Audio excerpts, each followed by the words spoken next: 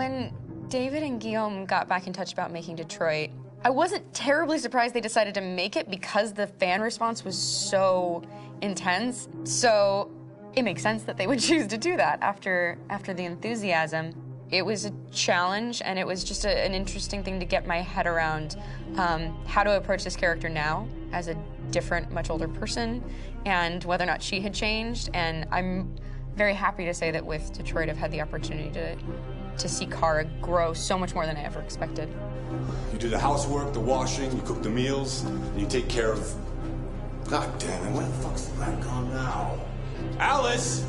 Alice! I mean, she starts out essentially how she does in Kara in a very, not robotic, but, you know, android other way, and getting to take this journey where she becomes more and more human as it goes on. You know, and as an actor, that's a wonderful exploration in every way, whether it's how she sits, her posture, how her voice changes, how emotions change, and how much emotion is based on things like empathy and social experience. And so having, you know, as much material as I got with David to have this huge, nuanced arc was really incredible. Why couldn't we just be happy? This experience has been quite different than the experiences I've had shooting film or TV or doing theater work. I have 83 dots on my face and a really flattering black wetsuit type thing, and you're jumping around with props, and it's kind of like being a 10-year-old imaginative kid, which is fun. There's 80 cameras around us. It's already lit. So we just shoot and shoot and shoot and shoot and shoot. There's no change of sets, there's no hair and makeup, there's no wardrobe, so we move really fast, and we'll go through about 35 pages in a day. Working in TV or film, we'll probably do 6 pages a day. It's kind of acting boot camp. It's like working out constantly. I mean, you're doing this thing, and then you got to do something that's completely other back to back to back. And so that kind of process of working is very challenging, but it's also very exciting because you just have to keep coming up with new ideas, and your head goes all over the place because you're trying to keep track of basically 4 different storylines for each different response. You shot that girl, for fuck's sake. It was a machine that looked like a girl. Yeah, I know what I should have done. I just told you I couldn't. All right, I'm sorry. The fact that David Cade, he's telling like many stories interwoven from beginning to end is super complicated and super impressive, and I have no idea how he keeps it all in his head. He's not just the writer or the director who's seeing this from the outside eye, he's also thinking about the player walking through this space. You know, only somebody who really, really loves not the work, but like these characters and these stories and cares about doing something meaningful would invest that much in it. And it's always inspiring to work with somebody who cares that much. My experience with motion capture is this one. And I found it sort of terrifying in a way, because they said the computer's going to build you. But then as we got into it, I realized all the elements of it were still artistic.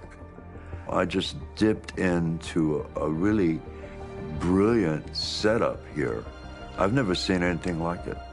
And this won't turn me into a product because I was playing a character. So it's wonderful. In the game, Detroit comes back because of a revolutionary industrial rebirth. And there's no reason why that can't happen in Detroit, because they have such tremendous infrastructure for millions and millions of people who can very easily support, you know, a new industry. The city is really strong and resilient, but the city has also been through so much. You see the damage. But it takes that time of kind of rebuilding and reinvesting into the city that I think is happening slowly but surely. The potential of Detroit as a city is something that this game does a lot of justice to, because it would be easy to look at Detroit as some place that used to be, and that's not the case. This game provokes a lot of conversation and reflection on our potential near-future engagement with machines. That's what we are to them. There's merchandise on display in a shop window. I think that a group that feels marginalized, feels like they deserve and have earned access to themselves and the environment around them, and are trying to figure out a way to articulate how to get freedom. What was I designed to be? Their slave? Their toy? It plays with your comfort levels. You think that this is fine, you're comfortable with it, until something blurs the line and throws you off, and now Do I feel differently about whether this should be allowed? Should it be banned? Should it be encouraged? You're gonna ruin our lives, and for what? For a bunch of machines? They are not machines! They are alive! I'm alive! You're alive! They're nothing! There are lots of comparable comparisons to any type of persecution of religion, race, etc., dating way back. It can't just be a video game where you shoot 'em up or where people make these choices to do whatever. I think that's the whole point. You have the choice, and you can either choose to go in one direction with your character or another. And I think that's going to be very telling about the gamer. Very telling. I think there's going to be a really strong reaction to this game, which has such a strong perspective. I'm that much more proud of it now to get to be a part of it because it's important.